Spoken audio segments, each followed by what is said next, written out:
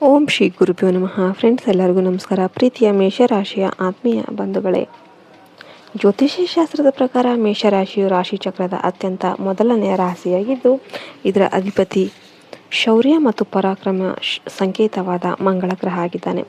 ಮಂಗಳನ ಪ್ರಭಾವದಿಂದಾಗಿ ಈ ರಾಶಿಯ ವ್ಯಕ್ತಿಗಳು ಸ್ವಾಭಾವಿಕವಾಗಿಯೇ ಅತ್ಯಂತ ಸಾಹಸ ಪ್ರವೃತ್ತಿಯವರು, ನಾಯಕತ್ವ ಗುಣವುಳ್ಳವರು, ತೀಕ್ಷ್ಣ ಬುದ್ಧಿಶಕ್ತಿ ಉಳ್ಳವರು ಮತ್ತು ಯಾವುದೇ ಸವಾಲನ್ನು ಎದೆಗೊಟ್ಟು ಎದುರಿಸುವ ಛಲಗಾರರು ಆಗಿರ್ತಾರೆ.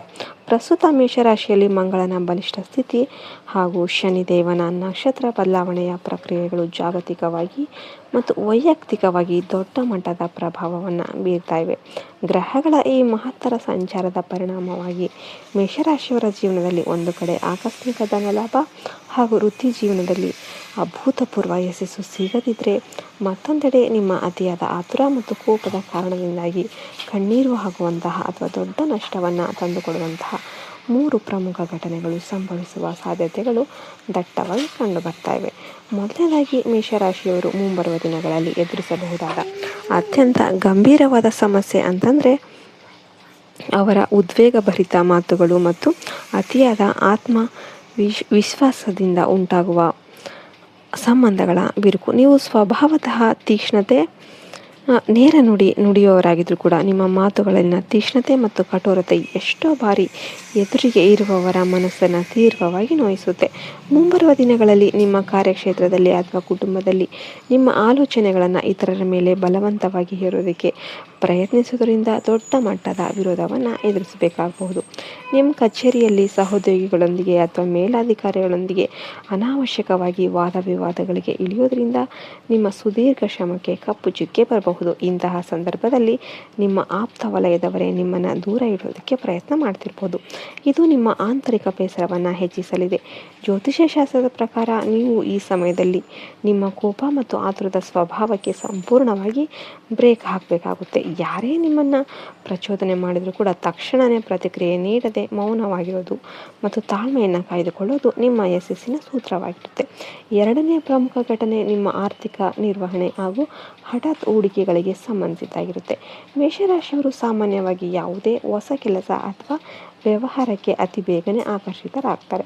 ಆದರೆ ಪ್ರಸ್ತುತ ಗ್ರಹಗತಿಗಳ ಪ್ರಕಾರ ಯಾವುದೇ ಪೂರ್ವ ಯೋಜನೆ ಇಲ್ಲದೆ ಕೇವಲ ಇತರರ ಮಾತುಗಳನ್ನು ಕೇಳಿ ದೊಡ್ಡ ಮಟ್ಟದ ಹಣವನ್ನು ಶೇರ್ ಮಾರ್ಕೆಟಲ್ಲಾಗಲಿ, ರಿಯಲ್ ಎಸ್ಟೇಟ್ಗಳಲ್ಲಾಗಲಿ ಅಥವಾ ಹೊಸ ಉದ್ಯೋಗಗಳಲ್ಲಾಗಲಿ ಹೂಡಿಕೆ ಮಾಡಿದರೆ ಭಾರಿ ಆರ್ಥಿಕ ನಷ್ಟವನ್ನು ಅನುಭವಿಸಬೇಕಾಗಿ ಬರಬಹುದು.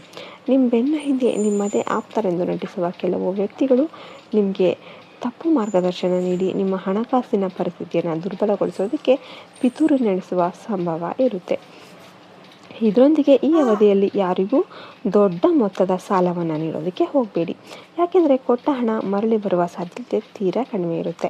ಇನ್ನು ನಿಮ್ಮ ಆರ್ಥಿಕ ರಹಸ್ಯಗಳನ್ನು ಅಥವಾ ಮುಂದಿನ ವ್ಯವಹಾರದ ಯೋಜನೆಗಳನ್ನು 3ನೇ ವ್ಯಕ್ತಿಯೊಂದಿಗೆ ಹಂಚಿಕೊಳ್ಳೋದನ್ನು ಆದಷ್ಟು ಸಂಪೂರ್ಣವಾಗಿ ನಿಲ್ಲಿಸಿಬಿಡಬೇಕು.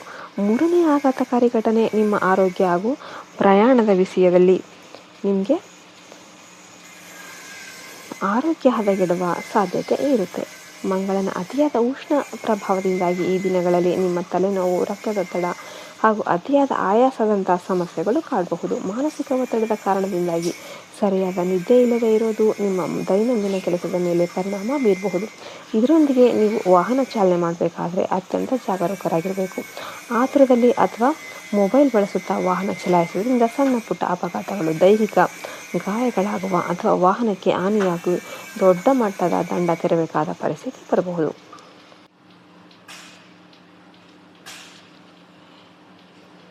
ವಿಶೇಷವಾಗಿ ರಾತ್ರಿ ವೇಳೆಯ ಪ್ರಯಾಣವನ್ನು ಸಾಧ್ಯವಾದಷ್ಟು ಮುಂದೂಡೋದು ಒಳ್ಳೆಯದು. ಆರೋಗ್ಯವೇ ಭಾಗ್ಯ ಎಂಬುದನ್ನು ನೆನಪಿಟ್ಕೊಂಡು ನಿಮ್ಮ ದಿನಚರಿಯಲ್ಲಿ ಯೋಗ ಮತ್ತು ಧ್ಯಾನಕ್ಕೆ ಆದ್ಯತೆ ನೀಡುವುದು ಅತ್ಯಂತ ಅವಶ್ಯಕವಾಗಿರುತ್ತೆ.